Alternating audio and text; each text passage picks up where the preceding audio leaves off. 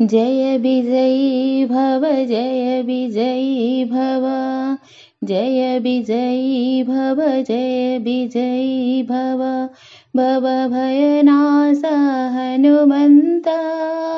भव भयनाश हनुमन्ता पवन कुमार पावन वीर पवन कुमार पावन वीर अति बलवंत हनुमंत अति बलवंत हनुमंत अंजनी पुत्र वीरंजनेय अंजनी पुत्र वीरंजनेय निरंजना विजयी भव निरंजना